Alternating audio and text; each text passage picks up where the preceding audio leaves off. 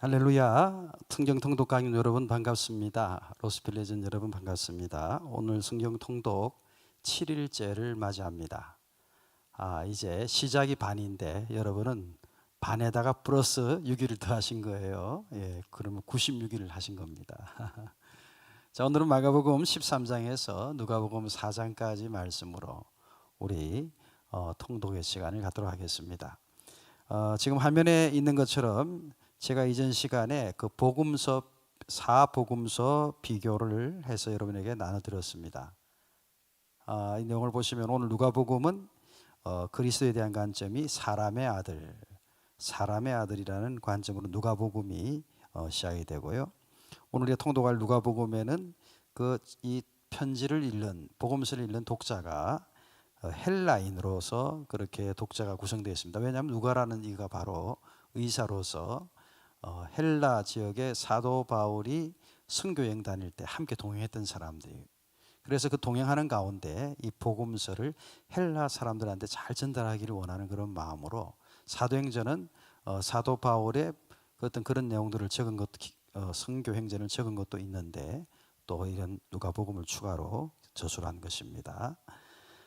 그리고 복음서 중에 특징에 해당되는 것인데요. 아주 정보들이 아주 디테일합니다. 꼼꼼합니다. 왜냐하면 누가 자신이 의사면서 또 굉장히 아주 치밀하게 그 여행 기록을 남기는 그런 어떤 기록자였기 때문에 굉장히 정보가 디테일하고요.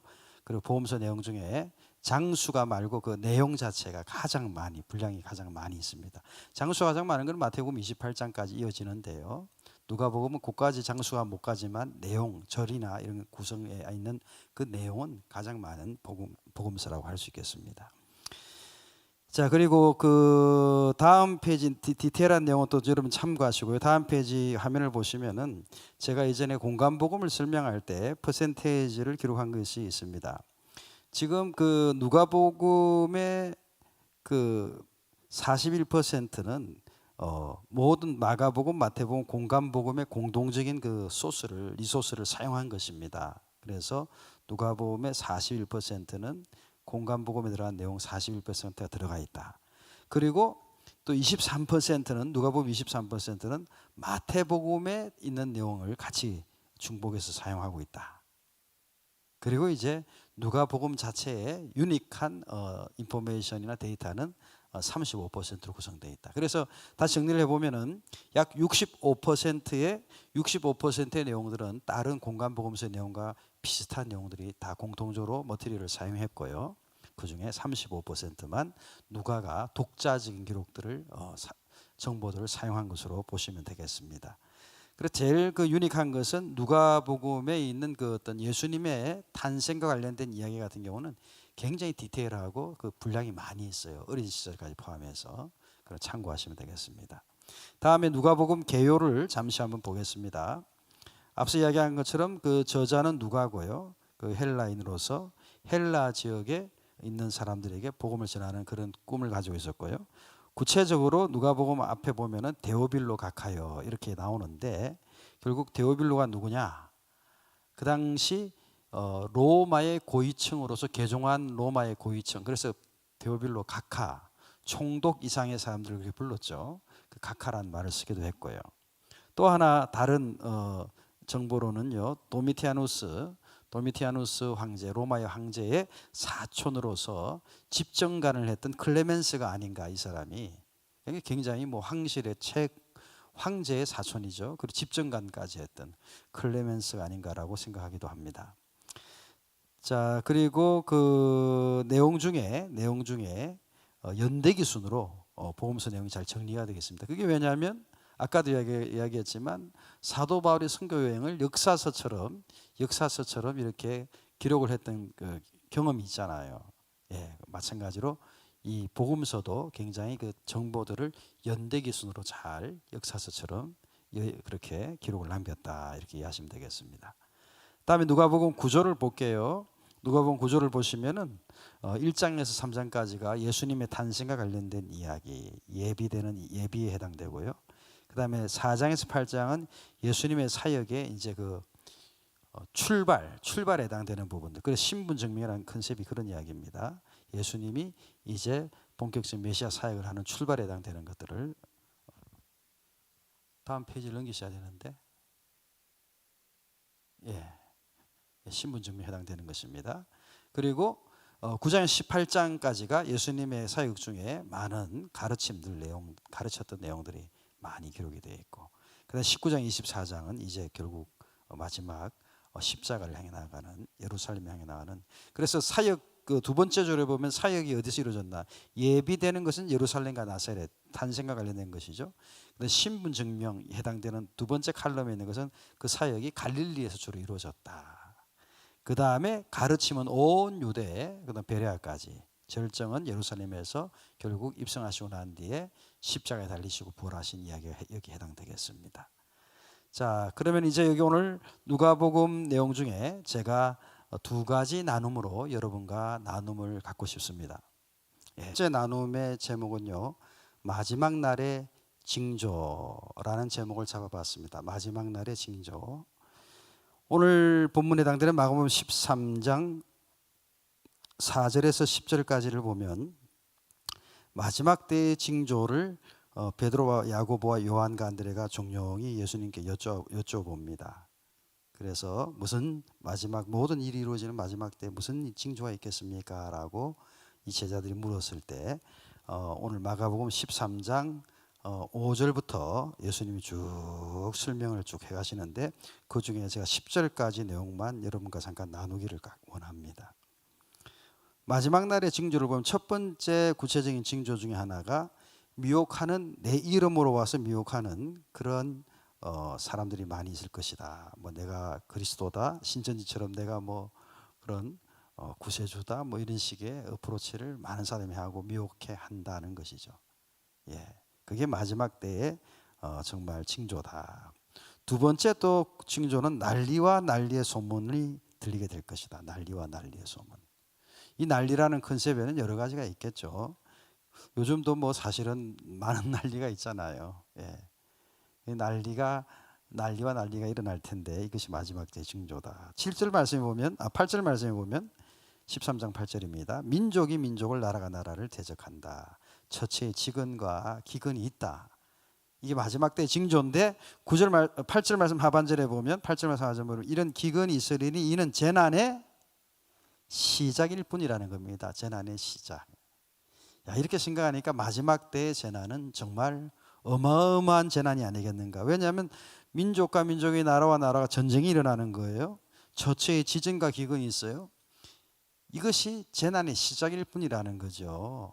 마지막 날 때는 정말 상상할 수 없는 어마어마한 그런 비극적인 일들이 있겠구나 하는 것을 성경이 이야기하고 있습니다. 그래서 서로 배반하고 배신하고 넘겨주고 매질하고 핍박당하고, 그러다가 13장 10절 말씀, 복음이 먼저 만국에 전파되어야 할 것이니라. 그러니까 마지막 때는 성경에 오게 돼 있다고 기록하고 있죠. 이것은 부인할 수 없습니다. 그죠? 요한계시록 보면은 종말이 있어요. 그리고 주님 오시는 날이 복음서에도 자주 기록되어 있지 않습니까? 그러면 이제 마지막 때 시간이 다가오는 그 시간대 우리는 뭘 하고 살아야 되는가에 대한 이야기가 오늘 마가복음 13장 10절의 말씀입니다. 마지막이 올 때 우리는 뭘 하고 살아야 되는가? 10절 말씀 보니까 복음이 만국에 전파되어야 된다. 먼저 만국에 전파되어야 된다. 어쩌면 우리가 비전 50의 꿈을 가지고 지금 온 땅에 복음 전하는 일을 우리 교회가 열심히 행하고 있는데, 잘하고 있는 거죠. 잘하고 있는 겁니다. 마지막 때가 오기 전에 우리가 해야 될 일이 만국의 복음을 전파하는 거예요. 근데 참 놀랍죠. 왜냐하면 예수님 자신은 유대 변경을 벗어나서 사역을 해본 적이 뭐 전무하다시피 한데, 만국의 복음이 전파돼야 된다라고 예수님이 말씀하셨다는 거죠. 그래서 우리 로스펠리지언들은, 또 통독하신 저와 여러분들은 마지막 때의 징조들이 지금 많이 있는 것을 보면서 재난의 시작이라고 하니, 지금 우리가 해야 될 일은 두려워서 숨고 뒤로 물러가는 것이 아니라, 이런 상황에도, 이런 시츄에이션 속에서도 만국의 복음을 전파하는 마지막 때를 그와 같이 최선을 다하는 그런 저와 여러분의 믿음 생활이 되시기를 주님의 이름으로 축복합니다. 두 번째 나눔의 제목은요, 내가 보내심 받은 일은, 그 일이 뭘까 하는 거죠. 내가 보내심 받은 일은 뭘까 하는 거예요. 이제 오늘 본문에 해당되는 누가복음 4장 말씀에 보면 예수님이 내가 보내심 받은 일이 무엇이다라고 클리어하게 이야기하십니다. 그래서 누가복음 4장 42절에서 43절 두 절을 봉독하도록 하겠습니다. 42절, 43절. 제가 43절 한 절만 봉독하겠습니다. 43절 한 절. 예수께서 이르시되 내가 다른 동네에서도 하나님의 나라 복음을 전하여야 하리니 나는 이 일로 보내심을 입었노라 하시고, 나는 이 일로 보내심을 입었다. 예수님이 하신 말씀이죠. 내가 이 땅에 보내심 받은 일이 뭐냐 하는 것을 예수님은 분명히 알고 계셨습니다. 그게 뭐라고요? 43절 말씀 보니까 하나님 나라의 복음을 다른 동네, 이 동네, 다른 동네 계속해서 하나님 나라 복음을 내가 전해야 된다. 이것이 이 일로 내가 보내심을 받았다라고 말씀하고 계세요. 아이, 그러니 목사님, 예수님이니까 복음 전한 일로 보내심을 받았나 보네요. 그러면 저와 여러분은 그 예수님의 보내심 받은 일과 상관이 전혀 없을까요? 옛날에는 내가 원하는 일을 해도 되는 그런 일이었다면, 이제 예수님을 아예 구주로 영접했잖아요. 구세주로 영접해서 예수님이 내가 이 일로 보냄을 받았다 이 말씀을 듣는 순간 우리는 어떤 마음을 가져야 되죠? 예, 예수님, 나도 그러면 예수님, 나를 구원하신 예수님, 나의 왕 되신 예수님이 이 일로 보내심을 받았으니 저도 그 일을 위하여 보내심을 받은 사람입니다 라는 고백이 필요한 거죠.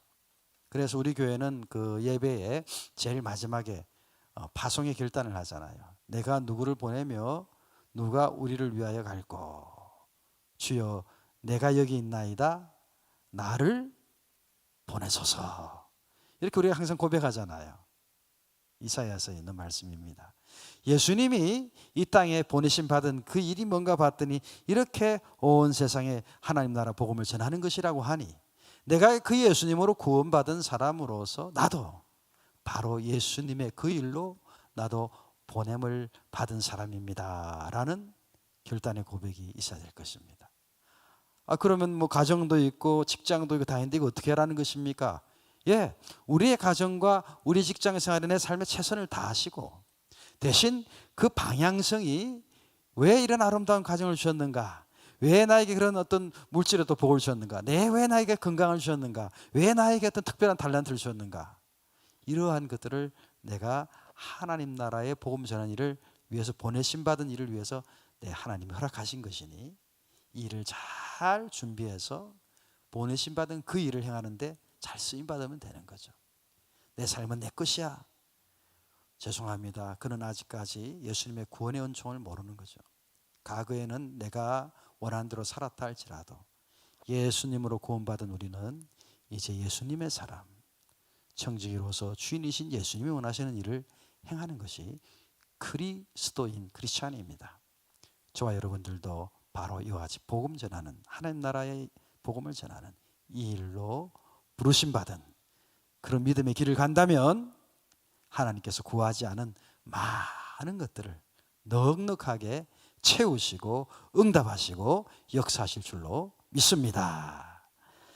자, 이제 오늘 우리 퀴즈 문제를 한번 살펴보도록 하겠습니다. 첫 번째 퀴즈는요, 마가복음 16장 15절의 말씀입니다. 자, 마가복음 16장을 보면 마지막 장이죠, 마가복음에. 자, 그 장을 보면 부활하신 예수님이 제자들에게 당부한 말씀이 계셨어요. 부활하시고 난 후에 제자들에게 당부한 그 말씀이 무엇이었는가? 마가복음 16장 15절을 보시고 답을 해보시기 바랍니다. 두 번째 퀴즈는요, 누가복음 2장 49절의 말씀. 2장 49절을 보면 유월절을 마치고 고향으로 이제 예수님 일가족이, 예수님 어린 시절 이야기입니다. 누가복음 2장이니까 일가족이 3대 절기 유월절을 지키러 예루살렘에 왔다가 이제 고향으로 돌아가는 겁니다. 고향으로 돌아가는데 예수님이 실종 사건이 일어난 거예요. 제가 이게 지금 센텐스가 좀 이상하게 됐네요. 돌아갈 때 가족들은 실종된 예수님을 다시 찾으러 막 다닌 거예요. 그 어린 예수가 보이지 않으니까. 그래서 결국 예루살렘 성전으로 다시 돌아왔는데 그 예루살렘 성전에 예수님이 계셨던 거죠. 그때 예수님이 그 부모님을 향해서 했던 말씀이 있어요. 예수님이 예루살렘 성전에서 했던 그 말씀은 무엇인가? 누가복음 2장 49절 말씀을 보시고 답을 해보시기를 바랍니다. 자, 이렇게 여러분 퀴즈의 문제나 답과 또 여러분 적용점을 각각의 카톡방에서 함께 쉐어하시고 은혜를 나누시기를 바랍니다.